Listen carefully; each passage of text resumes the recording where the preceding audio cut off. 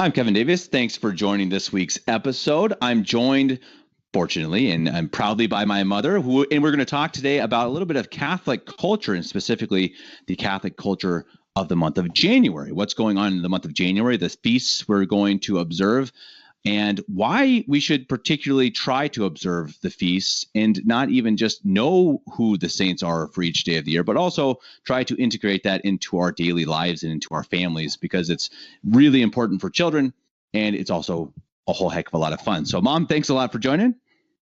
Hey there, Kevy. And so I guess, to start, what is your idea? What's the importance of having a family and having that Catholic culture revolving around the saints in the liturgical year? Oh, I think it's about balance. I think that our culture tells us that we have to keep our religious life in balance. Like, if you're religious, you don't want to look too religious, meaning you're standing on the teeter-totter, right? And you're trying to keep it in balance. And if you're doing that with the world, you're probably not going to save your soul, because so much of the world weighs so heavily. The culture is so anti-religious, and it's all around us. I mean, these days especially, we see how ponderous the evil is in our world. That if you are going to balance out the evil, you have to incorporate a religious life into your family that overwhelms. It's got to overwhelm the world. And that sounds a little intimidating maybe, and it's not. It's actually a lot of fun, and it's where you make all of your best fond memories that your children grow up with are what they want to imitate in their adult lives. So if you make the warm fuzzies with your kids around the lives of the saints in the liturgical year, and you literally have parties around the liturgical year, and you make it a happy, fun memory of their childhood. When they grow up, whether they are single or religious or have kids, they still want that warm, fuzzy feeling. If your family life revolves around pro wrestling, and that's what you live to do, and you watch on TV and you talk about all the time, and guess what your kids are going to want to imitate in their own families when they grow up? It's going to be pro wrestling, and that is not going to save their souls, and it's going to make them kind of weird. But if you make their religious life, the liturgical year, the lives of the saints, an important part of their daily life, it helps. It's going to help them save their souls someday, and it will ground them in heaven instead of grounding them on earth. And I mean, I have to comment, though, that, speaking of wrestling and tough guys, Saint Sebastian is one of our January feasts. So I guess if you are a wrestling family, then at least get it in with some Catholic saints like Saint Sebastian, who is really one of my favorite saints. I think one of our family's favorite saints, and just one of these tough, real men, a soldier, and one who really suffered, and one who was really a hero to many boys, should be the hero to many boys. And I think that's part of what we want to talk about, that why do we have these athletes as heroes, and these athletes who are really, really obviously just normal men, and oftentimes very, very flawed men, when we can have an athlete like Saint Sebastian? Oh, yeah. Oh, and you've got soldiers, you've got like St. Eustachius, and you've got amazing stories of bravery and courage and athleticism. And yeah, that's exactly the point, that you bring that. And it's not like you can't, heaven knows our family loves football and baseball, and you boys all bonded over sports growing up. And there is nothing wrong with that, nothing. But that can't be all you do. You bring Saint Sebastian into it. You make sure that that's part of your growing up life too. And by following the liturgical year, you get your handy dandy Catholic calendar, and you look through. You just look through the days, and it's not hard to commemorate and to remember them. And as parents, we should know who they are. It's a very natural thing for Catholic homeschoolers that we get out our Lives of the Saints books, and we read the saint of the day. But it shouldn't just be homeschooling. I mean, we know and love our Catholic school, right? Our teenagers go to the Catholic schools, and we love them. But that doesn't mean that you don't have this same religious life at home, and you still bring up the saints and heck, throw parties for them. And there are a lot of ways that you can do this, and not necessarily every single day. I mean, for instance, we always just remember who it is, and so you add to the end of your mealtime prayers, your morning prayers, your night prayers, whoever the saint of the day is. I should know today's. Today is Saint. Is it Saint Hilarion? Let's say Saint. Is it Saint Hilarion? Yeah, I think he's the one. And is he the one who's against snakes? He might be the abbot who's against snakes. Hang on. Which would be fitting considering another Hillary that we know, right? Yeah, I don't actually have my calendar right in front of me. Yeah, we can look it up. I know I looked it up earlier, but we've also just gotten our Catholic calendar and hung that up as well. But it's a beautiful thing too to have grown up with that. That I mean, a lot of the things that I grew up to like and appreciate were from reading the lives of the saints. I mean, I grew up to enjoy history, and that was because a part of that was because I remember we would read the lives of the saints. And then part of it to make it fun was that we all guessed the year of the death of the saint. And that sounds kind of small and insignificant, but for us and for me especially, I think that, or maybe I don't know what the rest of it, because I can only speak for myself, that it made it fun. It was this challenge. It's just like, I'm going to learn these things better than my brothers, and that was really, really big. And it was something that you can see that these little things really stick. Well, especially when you have competitive boys. But yeah, and it does doing that and understanding the years puts everything in historical context, which is really especially cool, and especially if you love history, like our family tends to really like history. But it doesn't have to be just historical either. I mean, yeah, of course, like reading, cultural. Yeah, I mean, yeah, totally. So much. Yeah, there's so much you can bring into it. And we were talking a little earlier about bringing food into it. There's almost always an excuse to find a recipe that goes with a saint's day, and not just the obvious ones. St. Patrick's is obvious, the Blarney Stones, but there are whole websites on the internet that are specifically to help you find a recipe for the saint of the day. And there is literally sometimes pages and pages, depending upon the saint and how popular they are. But there's an internet site called Catholic Cuisine. It's been out there for, a dozen years. And it's contributors from all over who show what they did on the Saint's Day. And it's all food. It's great.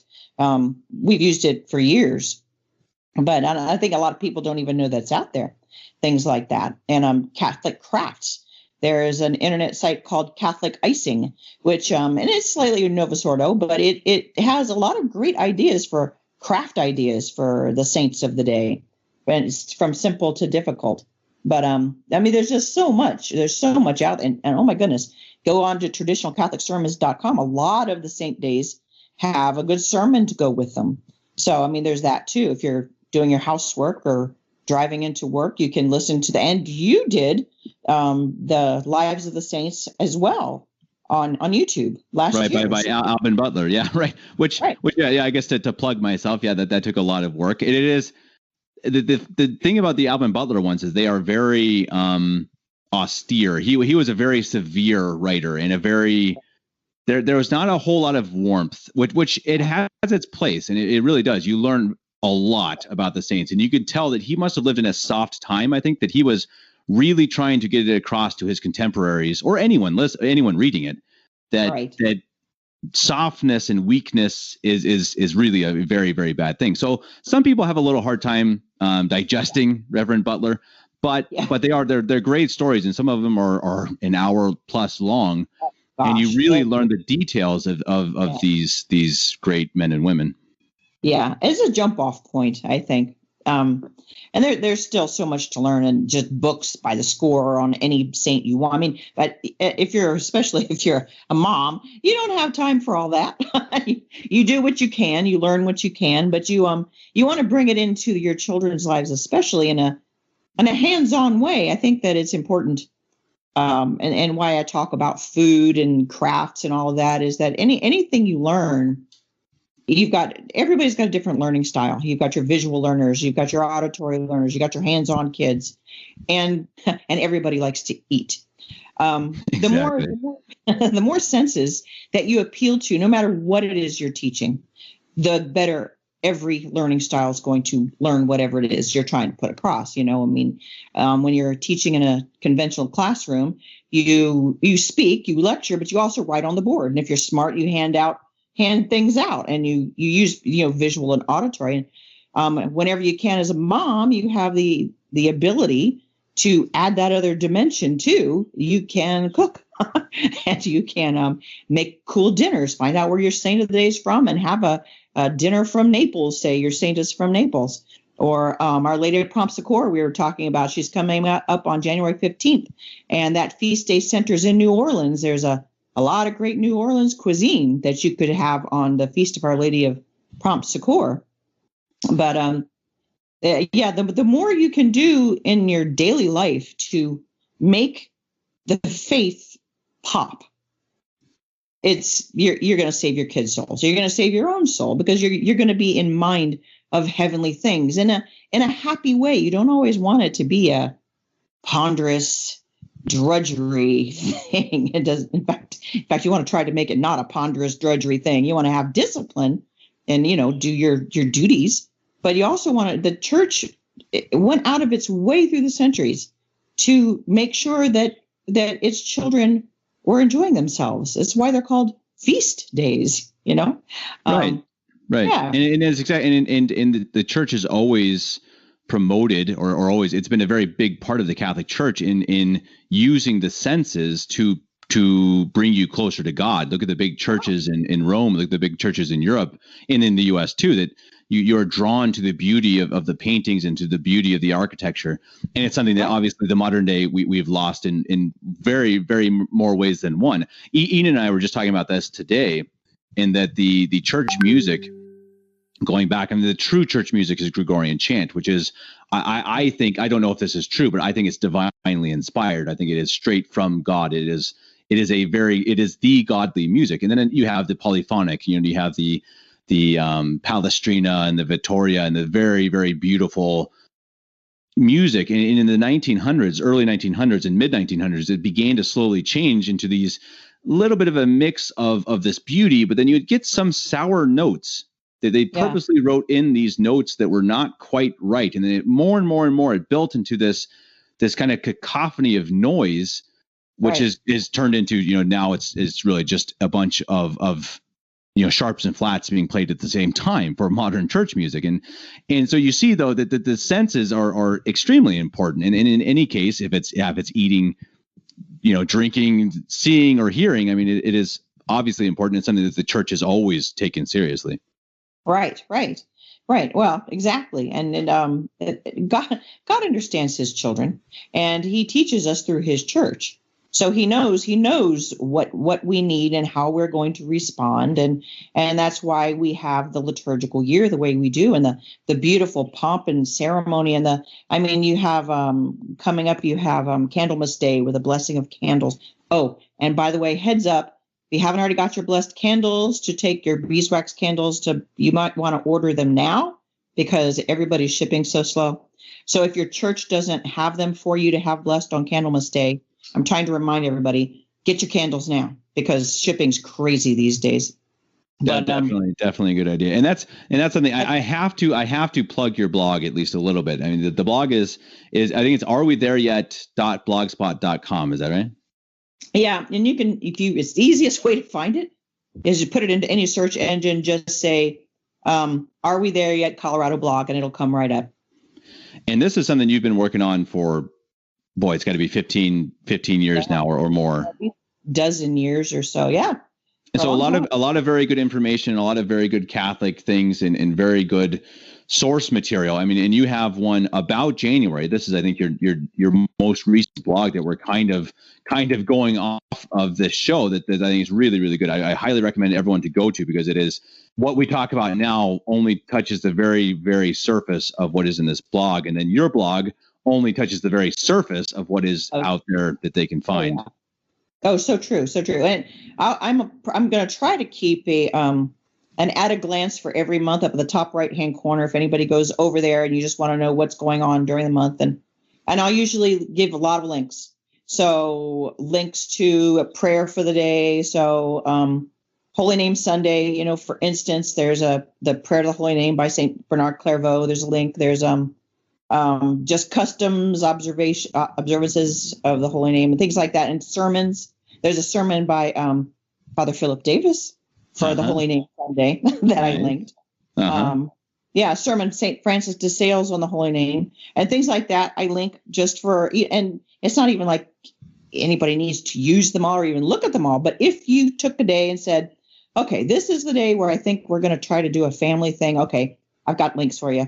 And you can do any search on the internet too, for heaven's sakes. You don't have to go to my blog. But I have it pulled down by the highlights, not every single day of the month, but the highlights. So, obviously the Epiphany has a bunch of links and things like that. And I enjoyed pulling it all together. Well, it's really interesting because, even for me, I did. No, I shouldn't say even for me. It's not like I know everything. I just mean regarding the saints, because I did the full year with Alvin Butler. I really did not know anything about Our Lady of Prompt Succor, which is on January 15th. And you, before the show, told me a really brief story. And I'd actually love it if you could tell just really briefly the story of Our Lady of Prompt Succor, because she is really one of she's Our Lady of America in many ways. One of them, yeah. She's really cool. There's so many stories, but she's a New Orleans phenomenon's not quite the word, but there were the first order of sisters in the 1770s started a convent school in the New Orleans area, which was a swamp at the time, and it grew and grew and grew. A lot of French-speaking people there, as you'd guess, and the order of sisters. I can't remember what the order was now. Oh, I had it in my head a minute ago. But anyways, the Ursulines or the Ursulines. Thank you. It was the Ursulines, right? They needed more nuns to come help because they were just growing out of bounds. There's too much work, too many kids to teach.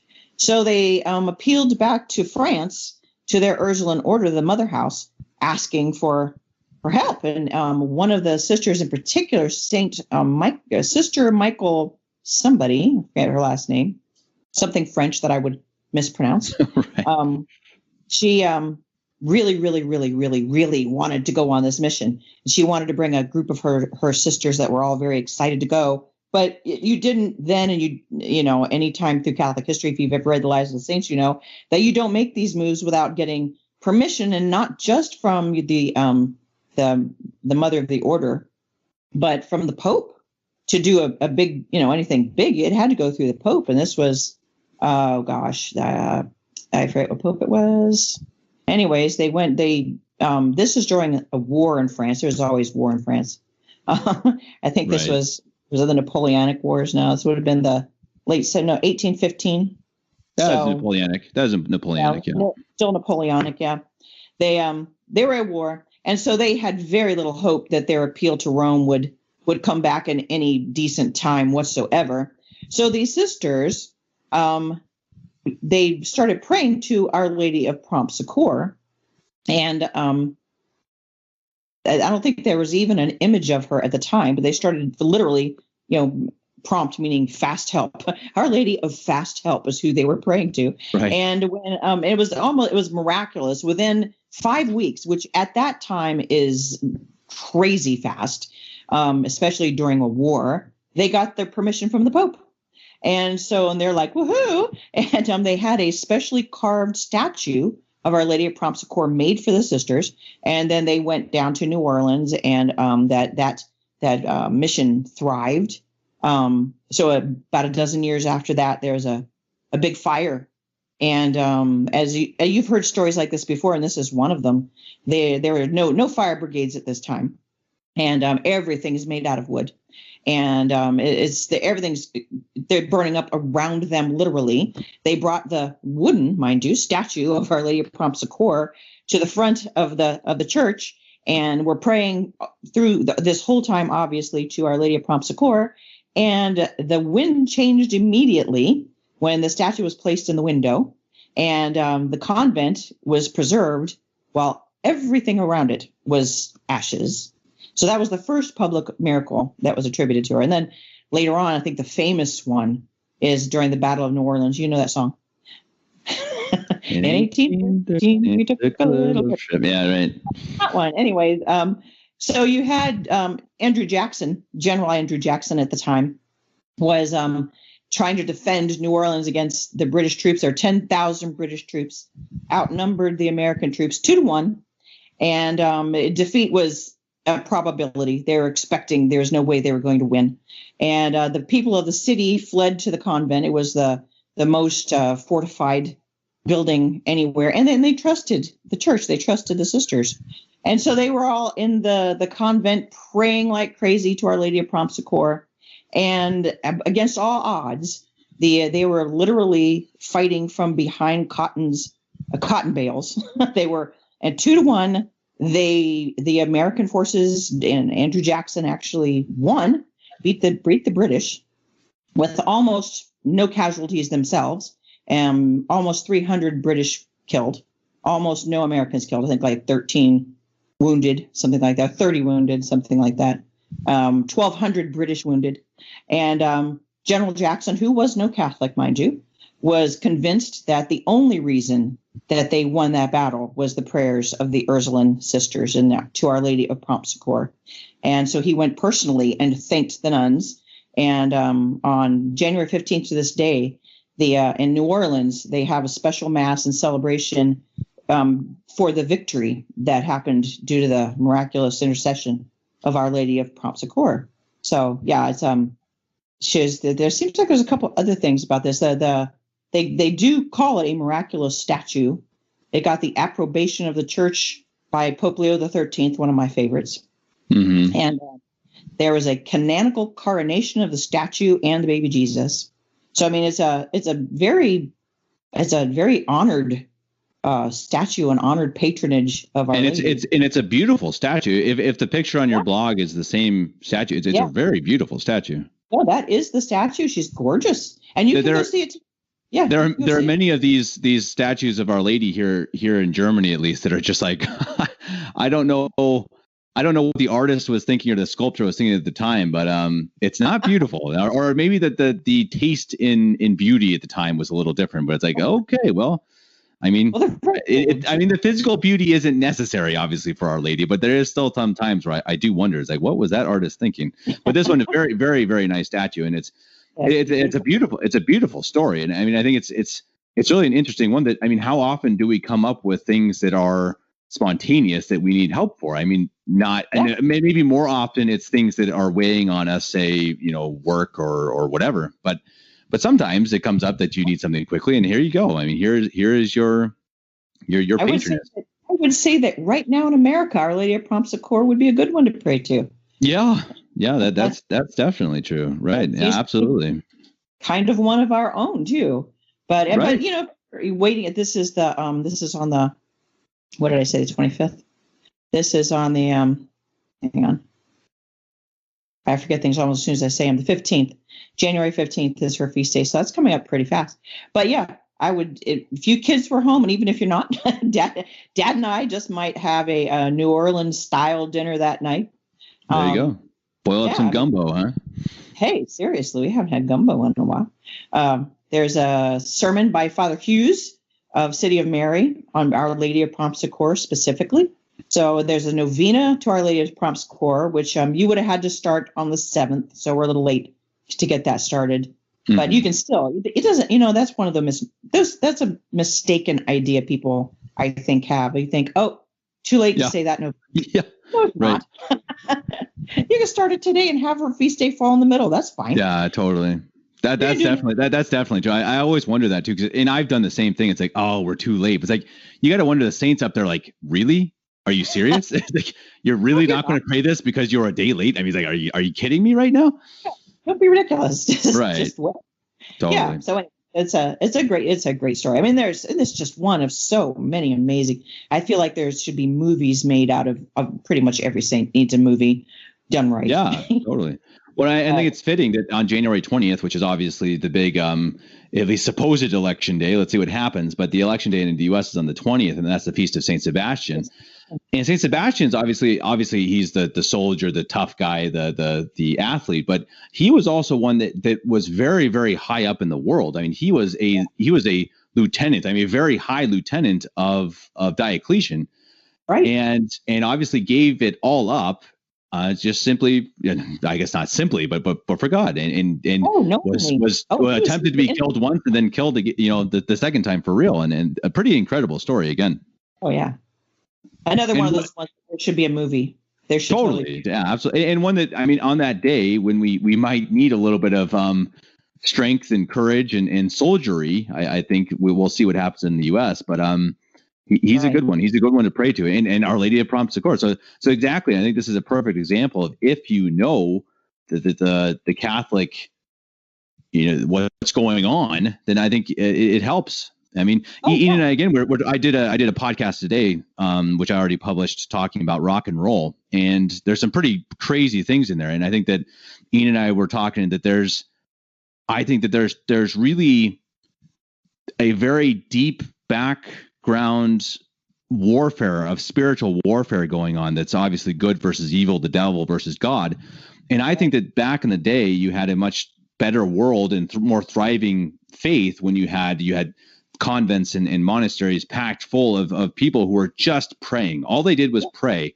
And I think that literally is interwoven in our culture. And I think it actually physically helps. I really believe that. And I think that these cursed songs and this cursed media actually literally physically upsets our world. And so I think, again, these prayers and these saints are things that we really have to take seriously and try to fight back in this battle against evil. Oh yeah. Well, and coming up too on that same point is Feast of Saint Agnes on January 21st, who is the little saint of purity. And that is one of the greatest scourges of our world today. And it's one of those things that, like in your rock and roll podcast, you talked about that it's so taken for granted, the impure things that go on today and things that we don't even want to think about. But St. Agnes feast day is coming up on January 21st. She's another one that we would want to pray to for help in these troubled times. And teach our own children to imitate St. Agnes and not to imitate the world. So, yeah, I mean, there's so many things that you can talk about on every day with your kids. I mean, whether they're homeschooled or whether they come home and you're talking around the dinner table. You have Feast of St. Agnes, you could have just a simple conversation about custody of the eyes, about where you don't go, things you don't watch, movies you avoid, music you avoid, because it's so offensive to Our Lady and what that means. There's so much, and you can even talk to the youngest, and you should talk to the youngest children about, dressing modestly. Why do we wear a dress to mass? Why do we dress modestly? Why do we not dress like this person on the cover of this magazine? It's displeasing to the Blessed Mother. And like you said, it degrades the whole world, whether people realize it or not, it does. But it's things that if you don't talk about these things over the dinner table with your children, with your spouse, then the only input you get is from the world. And the world's input is, I hate to say it, it's probably 95% bad. So you have to take the bull by the horns yourself and take that balance and make it God's balance by, making sure that, okay, this stuff is going on and your children know how to combat it, know what's wrong, know what's right. I mean, it's even better to overwhelm them with all that is right and good and beautiful. The Feast of Saint Hedwig, I started doing February's month at a glance already, and the Feast of Saint Hedwig is coming up. And she, of course, was the what would you call her? The mentor of Saint Gertrude the Great. And she's known for her singing. She was called the, she was just known for her singing and for church music. And she wrote church. She was a brilliant woman. And with doing this, I pulled down some of the music from her era, from the, mid 1200s, mid 13th century. And oh my stars. You listen to that and you think, why on earth would you want to listen to the stuff on the radio right now? I mean, Right. Comparatively, like I don't know, it's a chalk drawing next to Leonardo da Vinci. It's and I guess there is a place for it. I personally enjoy listening to 50s and 40s music.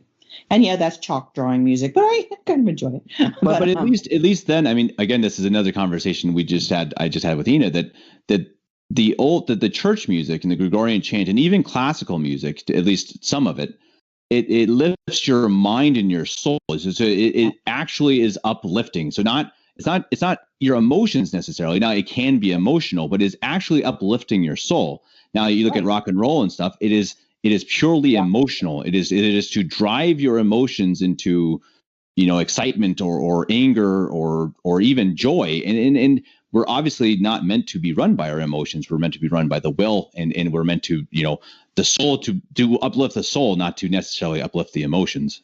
Right, exactly. And you have to learn to be in control of your emotions regardless. Right. And it's true, too. The studies have shown that classical music is literally good for your brain. Right. I mean, this is scientific studies, and then the same is not true of rock and roll. Right. You remember that there was a Mythbusters where they played rock and roll for plants. Right. Remember that? Yeah. And the rock they did, and then they did classical music for others. And truly, the classical music plants thrived better. So. Right. Yeah. And I think, again, you see, though, that these things, they physically affect us, the things we listen to and watch. I mean, it's not just plants. It is not just mental or spiritual. It is also physical. No, it's true. It's true. Body, mind, and spirit. And, I've said for years and years to you kids, whatever you're doing in every day, whatever you take in with your eyes, your ears, and even your mouth is going to furnish your body, mind, and spirit. It's going to furnish you. It's going to fill your brain. Whatever you look at is going to fill your brain. And what do you want in your brain? A lot of what we look at is pure brain trash. And once you've got brain trash in your brain, you never really get rid of it. It's there. It's always there. You can, to push it in a corner, not to make it, hopefully, not to make it a part of your minute by minute thought process, what to discard, but it's still in your brain. So, you have to be very careful about what you put in there. And I think people don't take that seriously. It's not just the food you put in your body that can really make you unhealthy. It's the foods that you put into your brain and your soul. Likewise, those two go right together. That exactly can also make you extremely unhealthy that way. But, and I think it's fitting to go right into the last saint, and the last topic of the podcast is on January 31st is Saint John Bosco, who I think what is his famous quote? What does he say? He says, "Have fun, but don't sin." Right? Just don't sin. Yep. Yeah, I think that's Saint John Bosco, and he had this very simple way, and he was the one who was kind of this genius with children and with little boys especially, and he understood that you need to live, you need to have fun, you need to enjoy life, but you also obviously, I mean, you can't sin. And I think that's what we have to remember too. And that's part of what I want this podcast to be about, is that I don't want it to be this misery and this lack of hope and everything's awful and bad. And I mean, it is bad. The world is bad, and we have to realize that, but it doesn't mean our lives have to be bad. The more we follow the examples of St. John Bosco and the saints, the happier we'll be. Right. And we have a response. We can rise above it, and we can and should. It's not, it's not that hard to do. You just decide that you don't want to be a part of the world, and make the liturgical year a big part of your world, and that will change things a lot. That will help things a lot. Like you said, St. John Bosco had a ball. And he's, by the way, if you want to do his novena, start on January 23rd. But we've learned a lot from St. John Bosco just in how to parent children, especially boys, but boys and girls. He's awesome. If you've never looked into the Salesian method, highly, highly recommended for raising children. It's nipping in the bud, learning how to nip problems in the bud. But yeah, he had a lot of fun. He was known for one of the parties we had for St. John Bosco's feast day. We learned magic tricks because he's actually the patron saint of magicians, among other things. The patron saint of troubled children, patron saint of children in general, patron saint of boys especially, patron saint of educators. But he's also the patron saint of magicians, and he was a tightrope walker. So you can actually, hey, you really want to have some fun and maybe allow your children to kill themselves on his feast day. You can try some tightrope walking or learn some card tricks, which was actually really, really fun the day we did that. But it's just, you can make the lives of the saints come alive and realize that they are not just a name on the calendar. They're people, and they're amazing people. And we have pictures of St. John Bosco, what he looked like in real life, and St. Dominic Savio. We know what they looked like, and he was a real person who struggled with the same problems and temptations and bad days that we do, but he pulled it out in the end, not only himself, but saved so many young people too, as an educator. But as parents, he's a really great patron. And he's the last day of January, which is coming up fast, by the way. It is.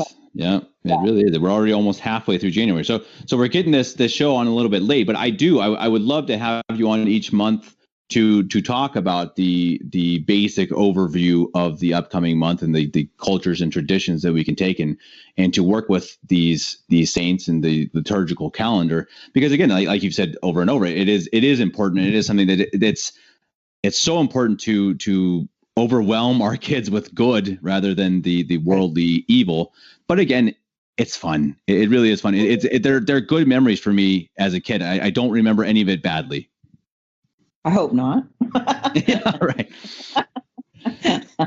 But I mean that's not easy to say. I think many kids did regret that they didn't want to do a lot of things and didn't enjoy reading or praying. And I didn't always love to pray the rosary. I mean, I think even now it's a struggle sometimes, right, to pray. But I think with kids, when you can hook them, you get these little hooks of fun and make it interesting and enjoyable. I think that really stuck with me. And as a kid, it kept it interesting. It kept it real life. It wasn't just, okay, we're going to sit down and just read the lives of the saints. It's like, okay, who is the saint and when did they live and why does it matter and who also lived with them? And that was really fun.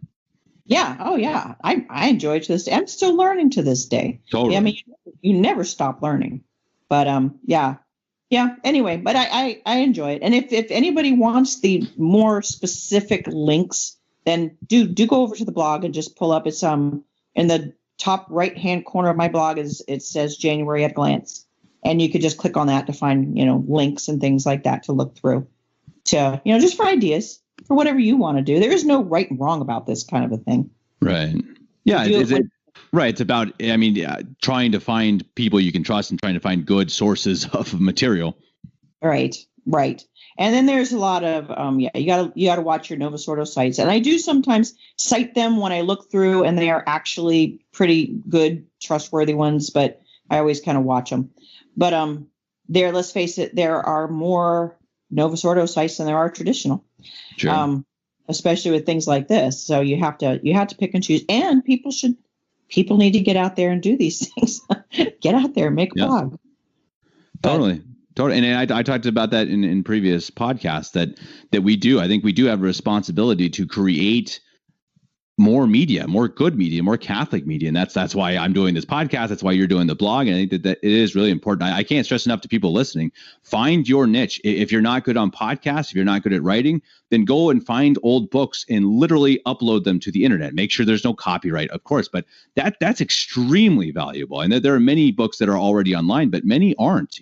Buy these things. It takes a lot of time and effort, and there's tons of different things that you can do to spread good Catholic media. And I think that's where I'd like to wrap up the show. And if you have any questions about that, if you have any ideas for Catholic media, please comment on this video. This will be on YouTube and on Podbean. We're slowly departing from YouTube, but we'll be on there for probably a few more weeks. If you have any questions for my mom, that's Lisa Davis, of course, please email me at kevin89davis@gmail.com. That email will also be in the comment section. I will filter those emails through to her. She can give you advice on pretty much anything. I think you've advised probably everyone of every age, Mom. So any questions you have, go ahead and send it through, and I'll send it through to my mom. I will also attach a link to my mom's blog on the comment section of this podcast. So, Mom, thank you very much for coming on. It was fun and informative. I really did learn a lot. I hope other people did too. And I hope to have you on again in February to talk about the February saints. Okie doke. Awesome. Thanks, Mom. God bless. God bless. Bye-bye.